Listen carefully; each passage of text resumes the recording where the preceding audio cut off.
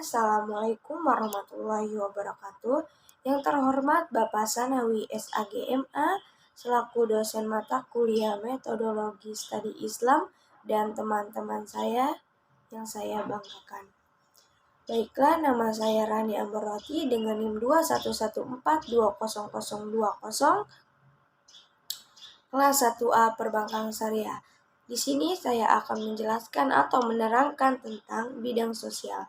Baiklah, selanjutnya karakteristik ajaran Islam dapat dilihat dari ajaran di bidang sosial.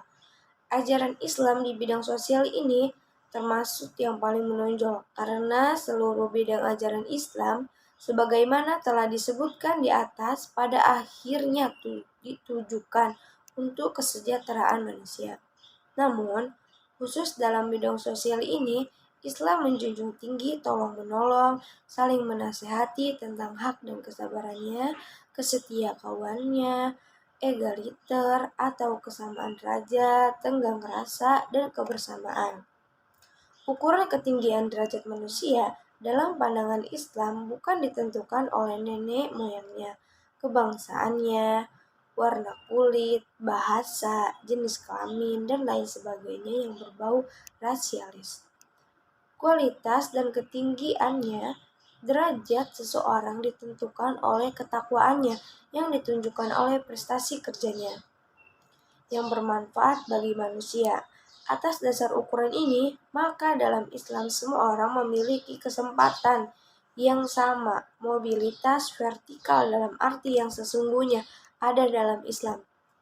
Sementara sistem kelas yang menghambat mobilitas sosial tersebut tidak diakui keberadaannya.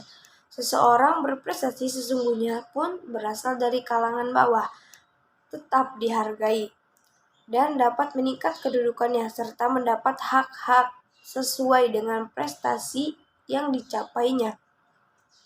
Menurut penelitian yang dilakukan Jalaluddin Rahmat, Islam nyata agama yang menekankan urusan muamalah lebih besar daripada urusan ibadah. Islam ternyata banyak memperhatikan aspek kehidupan sosial pada aspek kehidupan ritual. Islam adalah agama yang menjadikan seluruh bumi ini masjid, tempat mengabdi kepada Allah. Muamalah jauh lebih luas daripada ibadah, atau dalam arti khusus. Hal demikian dapat kita lihat misalnya bila urusan ibadah bersama waktunya dengan urusan sosial yang penting, maka ibadah bersamaan waktunya dengan urusan sosial yang penting, maka ibadah boleh diperpendek atau ditangguhkan atau dikosor atau dijamak dan bukan ditinggalkan.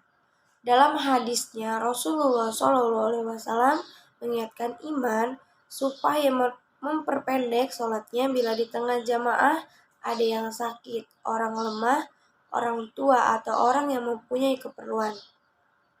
Istri Rasulullah SAW, Siti Aisyah, mengisahkan Rasulullah SAW sholat di rumah dan pintu terkunci. Lalu aku datang.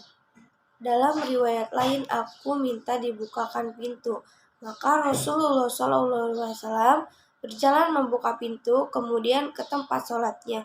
Hadis ini diriwayatkan oleh 5 perawi kecuali Ibn Majah. Selanjutnya, Islam menilai bahwa ibadah yang dilakukan secara berjamaah atau bersama-sama dengan orang lain nilainya lebih tinggi daripada sholat yang dilakukan secara perorangan dengan perbandingan 27 derajat. Dalam pada itu, Islam menilai bila urusan ibadah dilakukan tidak sempurna atau batal karena melanggar pantangan tertentu, maka kifarat atau tebusannya adalah dengan melakukan sesuatu yang berhubungan dengan sosial. Bila puasa tidak mampu dilakukan karena sakit yang menahun dan sulit diharapkan sembuhnya, maka boleh diganti dengan fidyah atau tebusan dalam membentuk memberi makanan bagi orang miskin. Sebaliknya, bila orang yang merampas hak orang lain tidak dapat menghapus dosanya dengan sholat tahajud. Orang yang berbuat zalim tidak hilang dosanya dengan membaca zikir 1000 kali. Bahkan dari beberapa keterangan kita mendapatkan kesan bahwa ibadah ritual tidak diterima Allah apabila pelakunya melanggar norma-norma muamalah.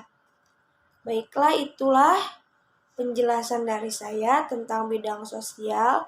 Maaf jika ada kesalahan tentang saya menjelaskannya atau menerangkannya. Saya mohon maaf yang sebesar-besarnya. Mungkin cukup sekian dari saya. Wassalamualaikum warahmatullahi wabarakatuh.